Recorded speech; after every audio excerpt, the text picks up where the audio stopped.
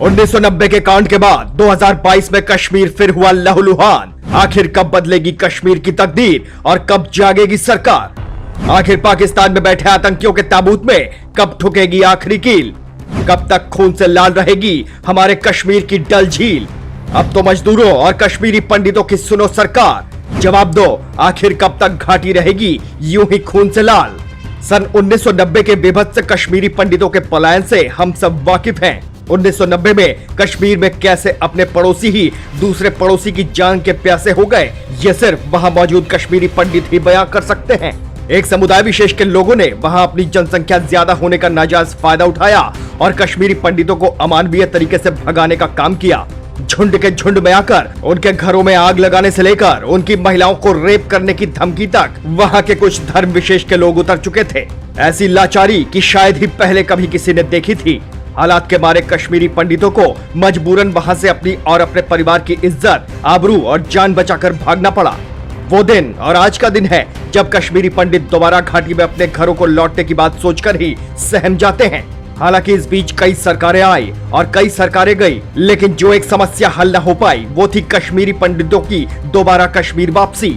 17 अक्टूबर को एक ऐसा मामला सामने आया जिसने जम्मू कश्मीर समेत पूरे भारत को झकझोर कर रख दिया। उत्तर प्रदेश के कन्नौज से आए दो मजदूर जिनका नाम मनीष कुमार और राम सागर था, दिहाड़ी मजदूरी करके अपना जीवन चलाते थे। लश्कर तैयबा को ये बात हजम नहीं हुई और दोनों को अकारण मौत के घाट उतार दिया। आनन फानन में ग्रेनेड हमले से बुरी तरह झुलसे हुए दोनों मजदूरों को नजदीकी अस्पताल में भर्ती कराया गया, जहां उनकी प्राथमिक जांच के बाद डॉक्टरों ने मौत की पुष्टि कर दी। हालांकि स्थानीय पुलिस ने आतंकी की पहचान कर उसे गिरफ्तार कर लिया है और आगे की पूछताछ जारी है।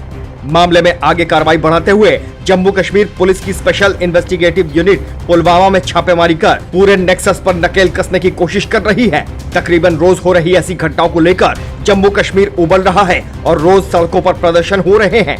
आपको बता दें कि बीते 15 अक्टूबर को भी जम्मू कश्मीर एक बार खून से लाल हुआ था। जम्मू कश्मीर में पुलिस का इकबाल कितना है, इस बात का अंदाजा इससे लगाया जा सकता है कि बीते 15 अक्टूबर को एक कश्मीरी पंडित को आतंकियों ने मौत के घाट उतार दिया और पुलिस ऐसी घटनाओं पर विराम लगाने में नाकाम साबित हो रही है। लगातार हो रही इन हत्याओं के बाद दिल्ली समेत दूसरे क्षेत्रों में रहने वाले कश्मीरी पंडित भी जम्मू कश्मीर वापस जाने के लिए जो हिम्मत जुटा पाते थे, वो भी हर एक हत्या के साथ धराशायी होती दिख रही है।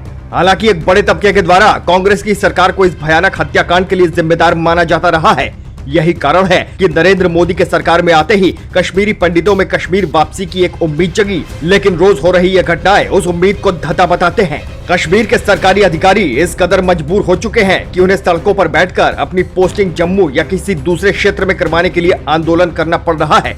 इस बात का अंदाजा लगाना मुश्किल नहीं है कि सरकारी नौकरी में रहते कोई इंसान सरकार के खिलाफ आवाज उठा रहा है तो वो किस कदर पीड़ित रहे होंगे। मोदी सरकार इस बाबत कुछ नहीं कर रही, ऐसा कहना भी गलत होगा।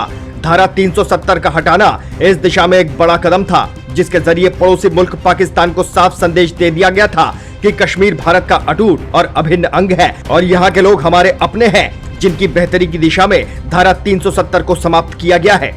कश्मीर के बॉर्डर पार बैठे हुए आतंकियों के आका पाकिस्तान ने जब जब कश्मीर को लहूलुहान करने का काम किया है, नरेंद्र मोदी की सरकार ने बिना देर किए पाकिस्तान के घर में घुसकर उनके फन पर एड़ी रगड़ने का काम किया है।